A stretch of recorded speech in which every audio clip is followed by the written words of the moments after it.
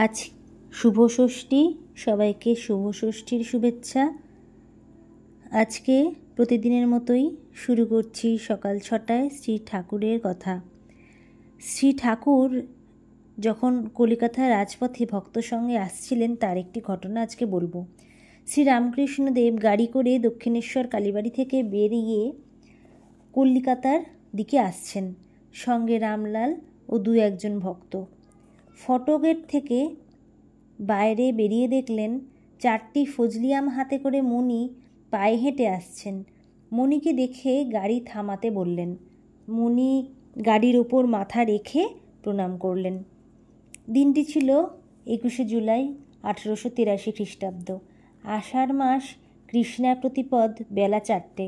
ঠাকুর অধরের বাড়ি যাবেন, তারপর শ্রীযুক্ত যদু মল্লিকের বাড়ি, সবশেষে খেলাত ঘোষের বাড়ি যাবেন। শ্রী রামকৃষ্ণদেব মণির প্রতি সহাস্যে বললেন, তুমিও এসো না, আমরা অধরের বাড়ি যাচ্ছি। মণি যে আজ্ঞা বলে গাড়িতে উঠলেন। মণি ইংরেজি পড়েছিলেন, তাই সংস্কার মানতেন না, কিন্তু কয়েকদিন হলো ঠাকুরের কাছে স্বীকার করে গিয়েছিলেন যে অধরের সংস্কার ছিল, তাই তিনি অত তাহাকে ভক্তি করেন। বাড়িতে ফিরে গিয়ে ভেবে দেখলেন যে সংস্কার সম্বন্ধে এখনও তার পূর্ণ বিশ্বাস হয়নি, তাই ওই কথা বলার জন্যই আজ ঠাকুরকে দর্শন করতে এসেছেন। ঠাকুর কথা বলছেন, তো ঠাকুর বলছেন, আচ্ছা অধরকে তোমার কেমন মনে হয়? মণি বলে, আজ্ঞে তার খুব অনুরাগ। শ্রীরামকৃষ্ণদেব বললেন, অধর তোমারও খুব সুখ্যাতি করে।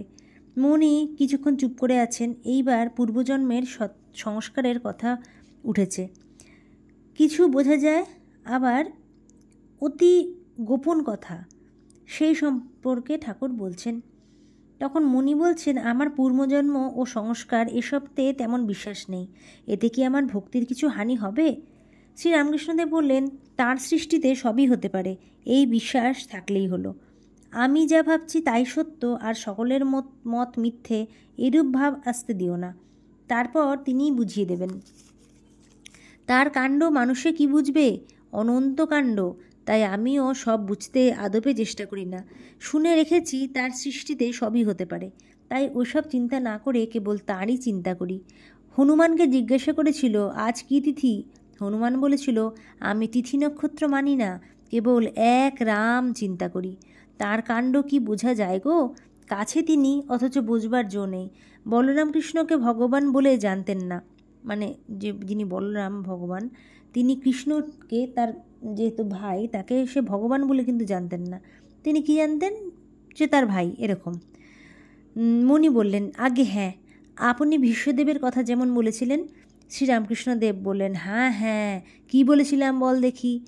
মণি বললেন, ভীষ্মদেব সরসজ্জায় কাঁদছিলেন। পাণ্ডবেরা শ্রীকৃষ্ণকে বললেন, ভাই এ কী আশ্চর্য, পিতামহ এত জ্ঞানী অথচ মৃত্যু ভেবে কাঁদছেন। শ্রীকৃষ্ণ বললেন, ওকে জিজ্ঞাসা কর না কেন কাঁদছেন। ভীষ্মদেব বললেন, এই ভেবে কাঁদছি যে ভগবানের কাজ কিছুই বুঝতে পারলাম না। হে কৃষ্ণ, তুমি এই পাণ্ডবদের সঙ্গে সঙ্গে ফিরছ, পদে পদে রক্ষা করছো, তবু এদের বিপদের শেষ নেই। শ্রীরামকৃষ্ণদেব বললেন, তার মায়াতে সব ঢেকে রেখেছেন, কিছুই জানতে দেন না। কামিনী কাঞ্চন মায়া, এই মায়াকে সরিয়ে যে তাকে দর্শন করে সেই তাকে দেখতে পায়। একজন বোঝাতে বোঝাতে ঈশ্বর একটি আশ্চর্য ব্যাপার, মানে এই বিষয়টা বোঝাতে বোঝাতে দেখালেন। হঠাৎ সামনে দেখলাম দেশের, মানে কামারপুকুরের কথা বলছে, একটি পুকুরে আর একজন লোক পানা সরিয়ে যেন জল পান করলে। জলটি স্ফটিকের মতো। দেখালে যে সেই সচ্চিদানন্দ মায়েরূপ পানাতে ঢাকা, যে সরিয়ে জল খায় সেই পায়। মানে কি, পানা পুকুর বলে না, পানা পুকুরের জল কেউ তেমন খায় না, কারণ পুকুরের জলটা বদ্ধ হয়ে আর কচুরিপানা হয়েছে, মানে জলটা শ্যাওলা টাইপের ধরে গিয়েছে, বা জলটা নোংরা আর কি হয়ে গিয়েছে, তো সেই জন্য ওখানে কচুরিপানায় ভরে গিয়েছে, কেউ ওটা ব্যবহার করে না, তো সেই জলটা কেউ খেতেও চায় না। কিন্তু যে একটা লোক, হঠাৎ করে দেখা গেল একটা লোক যেই পুকুরের জল সরালো, সেখানে শ্যাওলা, কাদা, নোংরা জল তো দূরে থাক, ঘোলা জল তো দূরে থাক, পুরো স্ফটিকের মতো চকচকে জল, একদম স্বচ্ছ, মানে প্রচণ্ড পরিষ্কার জল। তো সেই জন্যই বললো যে এইভাবে সচ্চিদানন্দ মায়া, আমরা যদি পানাটা দেখেই সরে যেত ওই লোকটা, তাহলে তো খেতে পেতো না এত সুন্দর জলটা। তো সেই জন্য বলছে যে ওই পানা পুকুর সরিয়ে যে জল খাবে সেই পাবে, তাহলে এই মায়াটা যে সরাবে সেই ঠাকুরকে দর্শন করবে বা ঠাকুরকে পাবে। শোনো, তোমায় অতি গুহ্য কথা বলছি, মানে খুব গোপন একটা কথা বলছি। ঝাউতলার দিকে যে একদিন যেতে গিয়ে দেখলাম চোর কুঠুরির দরজার মতো একটা সামনে। চোর কুঠুরি মানে চোরা কুঠুরি, ছোট্ট দরজা, হ্যাঁ। কুঠুরির ভেতর কি আছে দেখতে পাচ্ছি না। আমি নরুন দিয়ে ছেঁদা করতে লাগলাম, কিন্তু পারলুম না।